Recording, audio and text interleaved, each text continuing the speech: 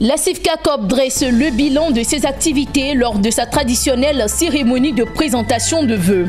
Les cultures d'Ida et Gaudier célébrées lors de la 9e édition du Diaka Festival Wallo. Les images tout de suite dans cette édition. Et à Divo, dans le sud-est de la Côte d'Ivoire, les premières pluies de l'année font déjà des dégâts avant même les saisons dites pluvieuses. Voici pour les titres. Bonsoir à tous, mesdames, messieurs. Bienvenue dans cette édition. Début d'année 2019, moment propice choisi par le personnel de la CIFCACOP pour présenter ses vœux à son directeur général Silieu Boloba. Une occasion de dresser le bilan des activités de l'année précédente, mais également de dégager les perspectives pour l'année 2019. Le commentaire de Lawani Babatunde. À l'instar de toutes les entreprises, le personnel de la CIFCACOP n'a pas voulu être en marge de la traditionnelle cérémonie de présentation de vœux.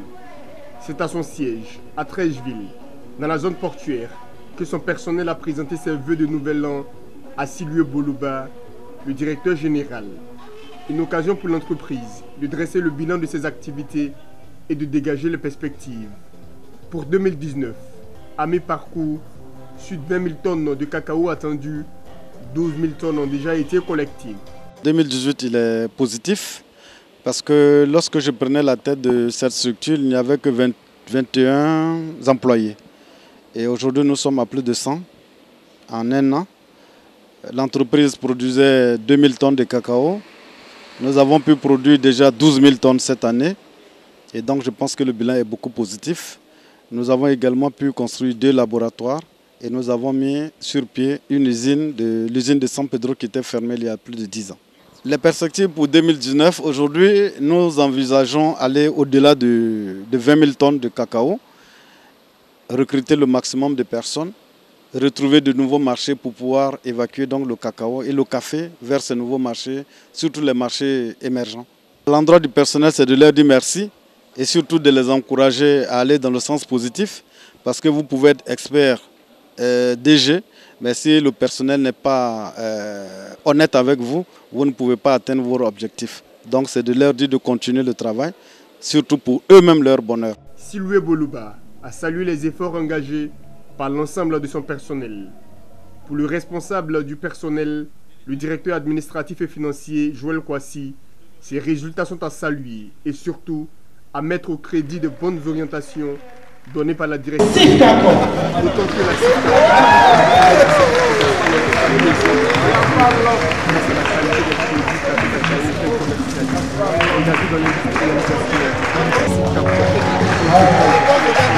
Merci beaucoup.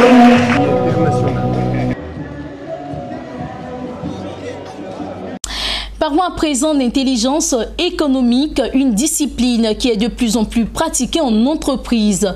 Elle a fait l'objet de 3 soutenances de thèse en guise d'obtention du diplôme d'ingénieur.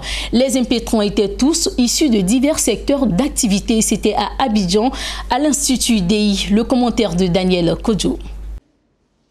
L'intelligence économique. L'ensemble des moyens organisés en système de management de la connaissance pour produire de l'information utile à la prise de décision économique est au centre des soutenances de thèse au Deeming Excellence Institute. 3 impétrants issus de divers secteurs d'activité ont soutenu sur différents thèmes. Pour le travail que nous venons d'effectuer, c'est sur la stratégie d'influence et de contre-influence du port autonome d'Abidjan. Aujourd'hui, nous constatons que c'est un environnement concurrentiel très accentué. Nous parlons même de guerre économique aujourd'hui. Donc il appartient à chaque entreprise de s'armer pour cette guerre économique. Et c'est donc dans cette optique que nous avons proposé un plan d'amélioration à la démarche actuelle d'influence et de contre-influence du port autonome d'Abidjan. C'est un sujet nouveau, le design thinking et l'innovation. Il a du sens sur nos marchés vu la forte concurrence sur le marché. Donc du coup, c'est une source d'innovation qui permet de créer des produits nouveaux qui tiennent compte des besoins réels des clients. Donc c'est vraiment ce qui me plaît dans la démarche, c'est vraiment la notion client, le fait de partir du client et de ressortir sur le client. Donc à l'issue de la présentation de ma soutenance sur justement le système de veille informationnelle pour le développement des partenariats stratégiques privés de la Fédération ivoirienne de jeux de dames, nous avons justement essayé de faire une proposition de dispositif qui pourrait permettre à la Fédération aujourd'hui de pouvoir conquérir de nouveaux partenaires et de pouvoir fidéliser les partenaires déjà existants.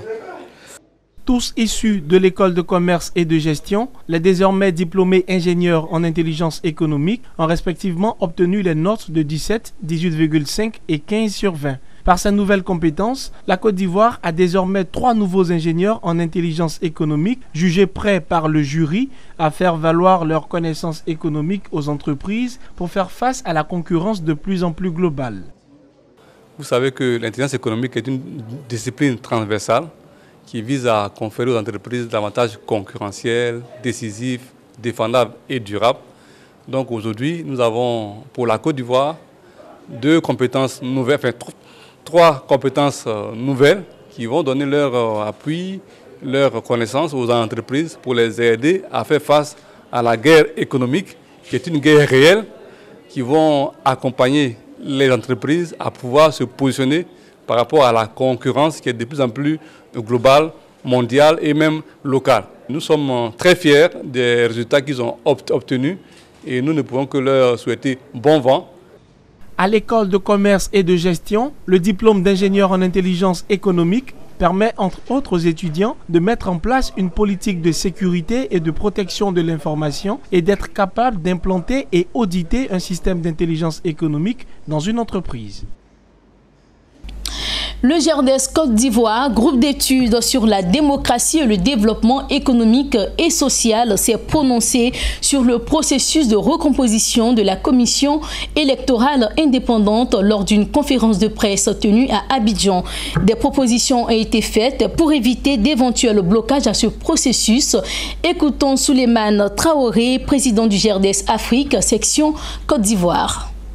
En ce qui concerne la non-inclusivité et le mode opératoire de la réforme, que chacune des 3 composantes désigne elle-même un nombre identique de participants aux travaux d'un atelier de concertation.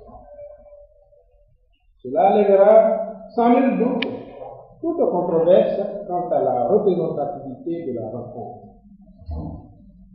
Cet atelier de réflexion permettra de dissiper les inquiétudes liées à une éventuelle conduite unilatérale des débats par le gouvernement. En vertu des raisons évoquées plus haut, la réforme ne saurait se soustraire des impératifs d'arrimage du code électoral à la constitution de la 3e République par voie de conséquence. Et on parle de culture à présent. Le Diaka Festival Wallo, tribune d'expression des cultures d'Ida et Godié, a été lancé à Abidjan avec pour objectif de promouvoir le brassage artistique et culturel afin de célébrer la cohésion sociale, la paix mais surtout la réconciliation nationale. Mon désir Nascimento.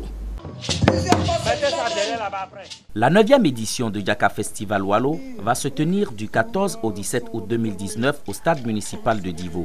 Et Anono, village Atchan du district d'Abidjan en Côte d'Ivoire, a été choisi pour abriter les cérémonies de lancement, une façon de sceller à nouveau les relations entre les peuples d'Ida, Godié et Atchan et assurer un véritable brassage culturel, artistique et une cohésion sociale. D'abord de rapprocher les cultures. C'est un brassage culturel. C'est un melting pot des peuples. C'est donc tisser des liens étroits. C'est donc faire le jumelage de cultures. C'est donc créer de partenariats avec les autres peuples. Pour Alessandre Raman Francis, commissaire général de Diaka Festival, cet événement répond à un besoin de se retrouver pour partager la joie, l'entraide entre les peuples d'Ida, Godié et Atchan. La 9e édition de Diaka Festival étant placée sous le signe de l'amour.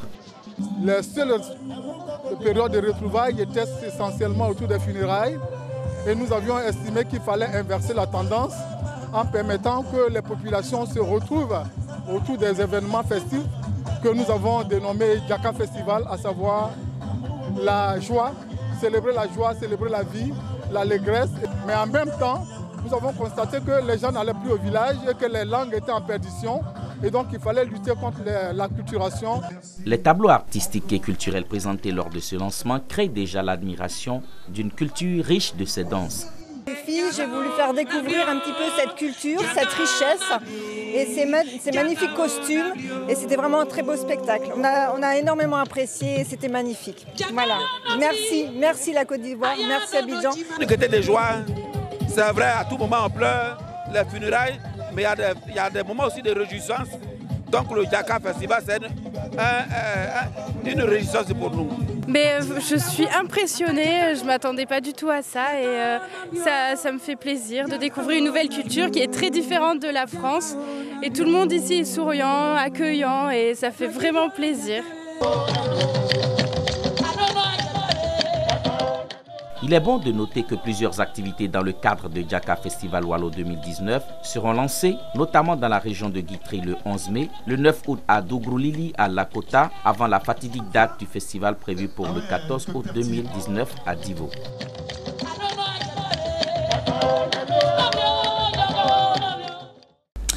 L'après-midi du lundi 15 février dernier n'a pas été paisible pour les populations du quartier Conakry à Divo, ville située au sud-est de la Côte d'Ivoire. À peine les premières pluies abattues sur le quartier, l'on assiste à de nombreux dégâts. Des écoles, des édifices religieux et habitations ont vu leur toiture s'envoler. Le constat de Jonas Zakoki, commenté par Lawani Babatunde. Conakry à Divo, dans le sud-ouest de la Côte d'Ivoire, a essuyé les premières pluies de l'année. Des pluies de l'après-midi de ce vendredi 15 février ont causé des dégâts matériels. Toitures d'écoles, d'édifices religieux et de certaines habitations ont toutes été décoiffées.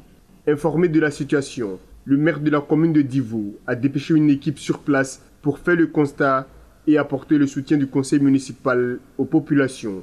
Au nom donc de la mairie du Divo et du maire Amédée Kofi, nous sommes venus constater un peu le dégât. Puisque la pluie hier, environ de 15h, 16h, ont pu abattre sur la ville de Divo. Vous voyez derrière moi jusque les toitures des écoles de Conakry ont été décoiffées parce que la pluie était accompagnée d'un vent violent. C'est encore plusieurs sites, mais c'est l'un des sites aussi gravement touchés.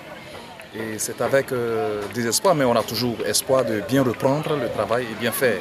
Donc on voudrait vraiment encore informer et puis mobiliser toute la population pour dire que suite au passage de ce vent sur la pluie, nous redonnons plus de force pour repartir à zéro et bien faire. Les pluies diluviennes font de nombreux dégâts en Côte d'Ivoire. L'État ivoirien a tiré les leçons des dernières pluies meurtrières dans le pays.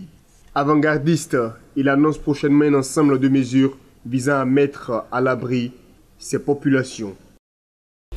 Et on parle de finances pour refermer cette édition. Un nouvel investissement est annoncé dans le secteur de la télécommunication en Afrique de l'Est. La société financière internationale accordera une ligne de crédit de 15 millions de dollars à Telco SA, un opérateur de télécom basé aux Comores.